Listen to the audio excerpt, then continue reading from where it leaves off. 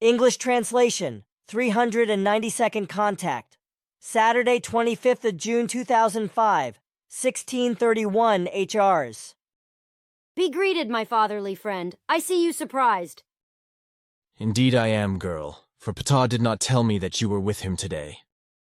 But be you also warmly welcomed and greeted, you too, Ptaah, dear friend. Florena's visit was to be a surprise, which apparently succeeded. But also my greetings are given to you. It would be a pleasure for me to address you with 2 questions, one of which was asked by Ptaah. Of course, there is really no question. If it pleases you, Florena, I will close my ears or go out for the time of questions and their answers. There is no need to go out or to close your ears, Ptaah, because for you the questions and their answers should not be a secret. Only I want to make it a condition that my questions and your answers, dear friend Billy, will not be recorded in writing later, because everything is strictly personal. That goes without saying, dear friend, if I may call you that. It is a very great honor for me if you call me your friend. Many thanks. Then I want to put forward my questions, and when you have given the answers, I want to leave you alone to enjoy a little walk outside. So these are the first questions. They are a bit longer to explain. If I may take your advice? Excuse me a moment, Florena. There was a knock on the door just now, so I have to go and see who is outside. Unfortunately, I did not close the doors at Eva's office.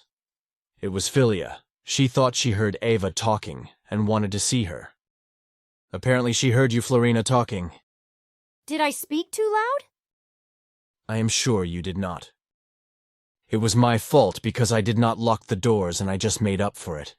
Because in a few minutes Eva will surely be back too. Then I will now continue with my questions. I am honored to be advising you and Ptaah. Now, in answer to your questions, let me say this. Thank you very much for your advice, also on behalf of Ptaah. Then I want to go and do some outdoor exercise. Goodbye, Billy, dear friend, and let me give you a hug. Goodbye. Goodbye, Florena, dear friend, and off she goes.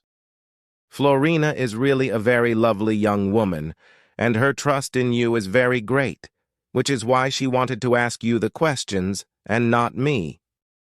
And as for the advice you gave, it was very valuable for her and Ptaah. In fact, I do not know if I would have found the same good words to answer the questions as you did. My opinion is that you would have phrased and said the whole thing just as well, and speaking of formulating, would you formulate and explain something for me? But first I have one more question, if I may. If it corresponds to my ability, I would like to formulate something for you. What is it about? But what other question do you have that seems important to you? It is about tsunamis. On 26 December 2004, the Great Seaquake and Tsunami Catastrophe occurred in Indonesia, whereby, as you have clarified, 359,596 humans ultimately lost their lives. In contrast to this, it is officially claimed that the number of victims was only around 300,000. The process of the seabed warping or seaquake has taken more than 2,700 years, as you said. Is that correct? Your information is correct. It was 2,114 years exactly. And as for the number of victims of the disaster, our figures are correct down to the last digit. I have no doubt. But now my real question. In an unofficial conversation, you said that such seaquakes with huge seabed faults always occur over longer periods of time, because the tensions of the Earth's crust often build up over a very long period of time, whereby centuries or 1, 2, or even 3 millennia are not uncommon. In addition, as you have explained, the quake waves travel through the Earth's interior at a speed of about 15,000 kilometers per hour. And in the case of strong quakes, surface waves also appear, and in such a wise that the Earth's surface moves visibly in a running wave form. I understood that correctly, did I not? You will not succumb to any misunderstanding. Then I want to ask you, when was the last major seaquake disaster of equal or worse magnitude before the tsunami disaster in Indonesia, or the Bay of Bengal and Sumatra and Thailand, etc.? Do you know about that? The last such catastrophe occurred on the 26th of January 1700, exactly at 21 HARs in the Northwest Pacific off the American Northwest coast. It was such a violent seaquake, which created a very large fault in the sea and created a tsunami that spread in all directions and caused a lot of disaster. Especially the northwest coast of America was devastated far into the country, destroying large areas of forest. The tsunami waters continued to roll southwards and reached the islands from Hawaii to Micronesia, where the islands also suffered great destruction and loss of life, as was the case in the North of America. The gigantic tsunami also swept across the Pacific Ocean to Japan, where the wild waters also caused great disaster, as well as on certain parts of the Chinese coast, etc. Was this the only major seaquake with large tsunamis since the seaquake disaster in Indonesia began 2,614 years ago? No, because there have been others of a similar magnitude. For example, it is recorded in our annals that 2,600 years ago, that is to say 600 BC, as well as 400 AD and 700 AD, the same great events occurred from the Pacific Ocean. And are more such events to be expected? Undoubtedly, because such mega seaquakes which cause huge tsunamis are already in the making. Probably the biggest will also occur in the Northwest Pacific, along with others in Indonesia. You are cutting back on information and explanations. According to our predictions, a seaquake of magnitude 9 on the Richter scale will cause a gigantic fault line of several hundred kilometers in the North Pacific area, not far from the American coast, from Portland and Southern California up to Washington in the north. The seaquake will last for about 5 minutes, after which many more and lighter quakes will follow and also trigger a smaller tsunami. Some facts concerning this imminent danger are known to earthly scientists, but they are not able to grasp the catastrophe that is really occurring. I can imagine, because our scientists are usually narrow-minded and often live with misconceptions. But tell me, when will the monstrous thing happen? It will happen on, but you have to keep quiet about it. Clearly my mouth is sealed. Thanks for the information. Then to the other thing. I have been accused on several occasions of simply copying old teachings of old religion founders, philosophers, prophets, and wise ones. This both in terms of the teaching of life and in terms of the spiritual teaching, aka creation energy teaching. Now this has happened again, so I think that it would be good if you would say a frank word about it. In doing so, I think that perhaps you could raise your word in such a wise as to give an open account of the effective facts and reality. What is your opinion? We could also turn your public statement into a small brochure, if you can agree to that. I like your suggestion. Yes, I would like to take a stand on the attacks directed at you. Let me think about that for a moment. Yes, I think it is important to say this. Billy's teaching of the life and the spiritual teaching, aka creation energy teaching, are not products of modern times, but lead back to the most distant primeval times of the human beings, to Nocodemian and Hinnock, the founders of the teaching of the life and the spiritual teaching, which deal with the creational laws and recommendations as well as the creational natural laws as they are given in the life and in nature. Billy's teaching does not refer to something new, but to the traditional teaching of life and to the spiritual teaching as it was created by Nocodemian and Hinnock and handed down from the same great line of prophets to the present day.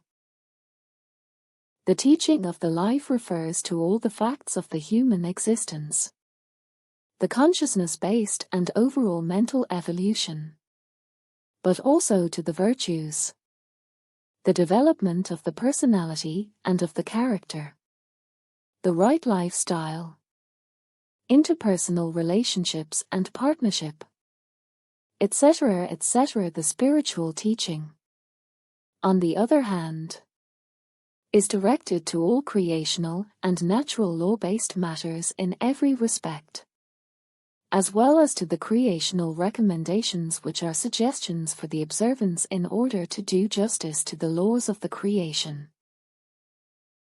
In ancient times, the teaching of the life and the spiritual teaching were only presented according to the respective understanding of the earlier humans of that time, whereby many words and terms had to be used which were familiar to the humans at that time, and inevitably led to misunderstandings, despite the laborious attempts of the old prophets to explain them.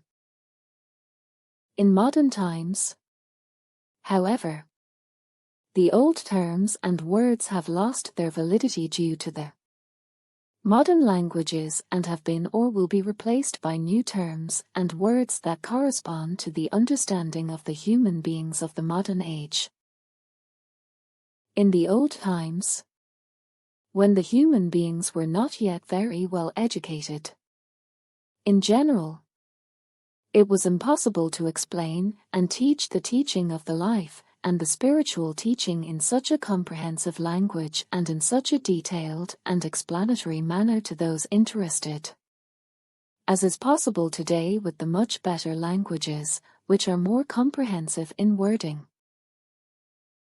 If the whole of the old teaching material is examined in detail, it must be said that the old teaching material, as a result of the linguistic expressions, was presented in a wise that in itself can be described as very banal. This is also proven by the very often extremely banal teachings and expressions of innumerable ancient prophets of various directions, as well as by the ancient sages and philosophers whose traditional works are brimming with banality. The old prophets, philosophers, sages and founders of religions, etc. could not satisfy the explanations of the teaching of the life and the spiritual teaching, because they knew the one and the other teaching only from hearsay, and on the other hand, they could only offer them according to the understanding of the humans of the earlier times. But even this was often too much, which is why the proclaimers of the teaching of the life and the spiritual teaching were often persecuted, threatened and even killed, especially with regard to the lineage of the prophet Enoch. But this has been preserved up to the present day, which is why true proclaimers continue to be persecuted and threatened, including assassinations, while false prophets are glorified, worshipped, legally protected and left unchecked as religious leaders of sects, etc. True proclaimers or prophets have been frowned upon since time immemorial and are still frowned upon today, because humanity neither wants to hear nor knowingly take note of the effective truth.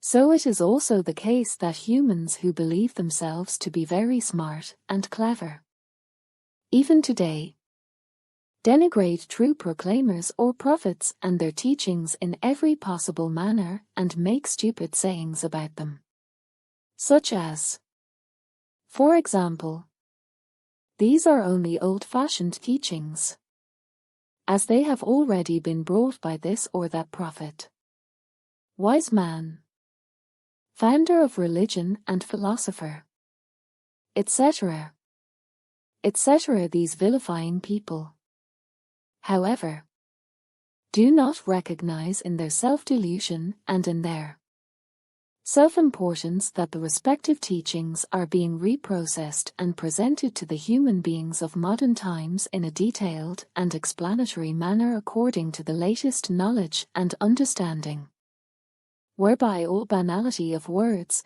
terms and forms of interpretation as well as inadequate explanations of the earlier times are sorted out.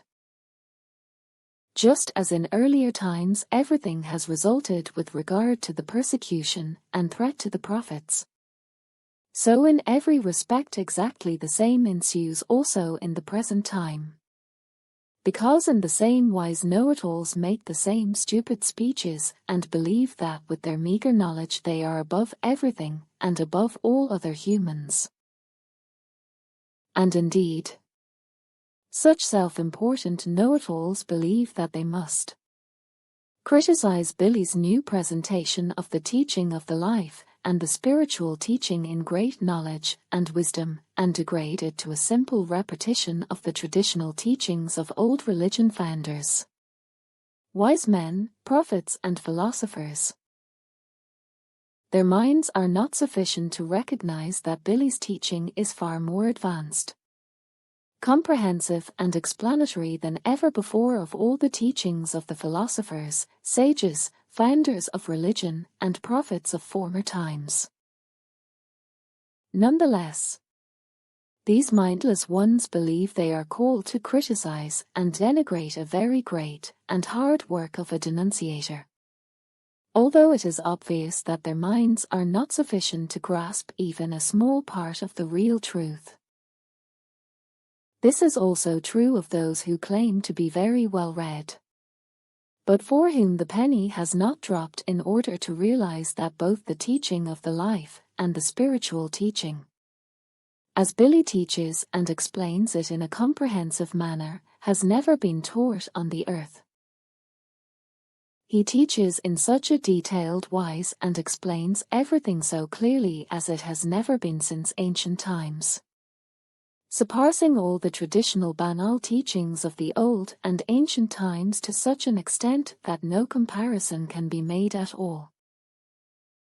Billy's teaching, in its detail and comprehensibility, is a work that cannot be compared with the teachings, statements and explanations of the ancient prophets, sages and philosophers.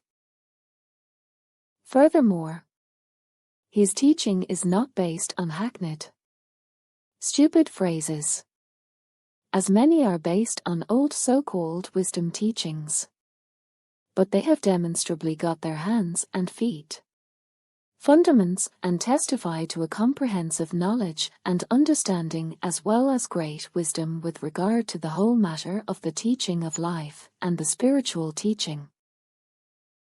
Contrary to the old teachings of the old prophets, sages, founders of religion and philosophers, Billy's teaching shows a fundamental depth in a comprehensive understanding, whereby he is able to explain everything down to the smallest detail to such an extent that no misunderstandings can arise. A fact that the old sages, founders of religion and philosophers as well as many old prophets missed. Billy's spirit form originates from the oldest and most famous line of prophets on the earth, Nokodemian and Enoch. And what he brings, teaches and accomplishes with his teaching in modern times is the continuation of the ancient teachings of the life and spirit from the pen of the earliest prophets Nokodemian and Enoch. So he does not bring a new teaching of life, but the most ancient teaching of life, which he explains comprehensively and in detail according to the understanding of the human beings of the modern times. As no proclaimer of his own line of prophets before him, no other prophet of another line, no wise human, no philosopher and no founder of a religion has done.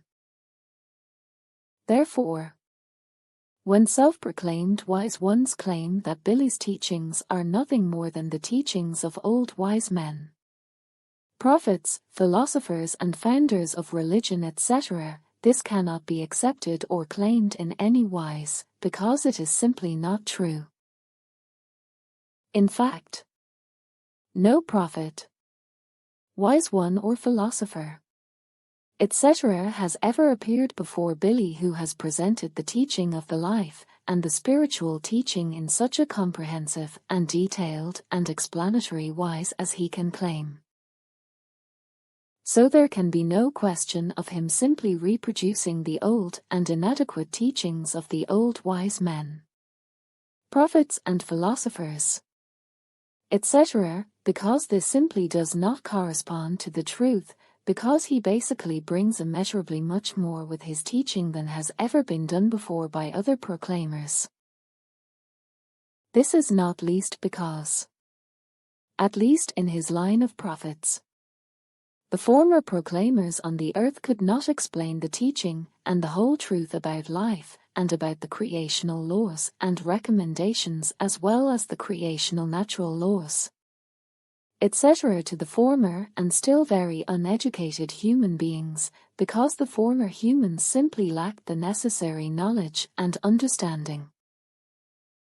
But when self-proclaimed know-it-alls nevertheless claim that Billy simply reproduces the traditional teachings of various prophets, wise men and philosophers as well as founders of religion, then he is maliciously denigrated and slandered, not only with regard to his work and mission, but also in his person, honesty and dignity. These are the facts I have to explain. More may well be superfluous, and moreover, it must be said that all those ignorant, know-it-alls and adversaries who continue to accuse and insult you slanderously in the manner I have mentioned will not be dissuaded from their wrongdoing even by my truthful words, because their self-importance is too great, and their intelligence is not sufficient to recognize and understand the actual reality and truth. It will certainly be like this. With your words, the fact and truth is satisfied, so that we can let the ones of low intelligentum spoon out their own soup of their own lack of understanding, their dullness, doltishness, blindness, and their foolishness. In a nutshell. You always find apt words to describe the facts. I feel the need to acquire this ability as well. Now, I would like to tell you a little bit more about what I was talking about last Saturday regarding the power failures in Switzerland, because the series continues on the 27th of June. So this time, the public energy network in the canton of Neuchâtel will be affected by a power failure, and it will be caused by a lightning strike. There will also be a breakdown at the post office, and electronic payments will collapse for some time. Another energy disruption will occur in the Bernese Oberland, but also in Basel, where a high-voltage line is also hit by a lightning strike and causes a power failure. What I would be interested in is the weather in Europe and the world. What is the result? In various states of the world, a time of great drought and aridity is being forecast. This means that temperatures will rise very high in the coming weeks, which, as in previous years, will also lead to a considerable number of heat deaths and crop failures in various states. While unusually violent storms and equally violent floods will cause a lot of disaster in China, as in Australia and other countries, which will also affect Europe, there will also be devastating forest fires in many places in various states, but this will be relatively within the normal usual range. The plague will also break out again in Asia, although it will not spread and fortunately claim only a few victims. But now, dear friend, I must go my way because I still have a lot of work to do. Next Saturday I will be here again punctually for the correction, whereby I might have something new to explain regarding predictions. Then I will not keep you. Farewell, my friend, and until next Saturday. Goodbye.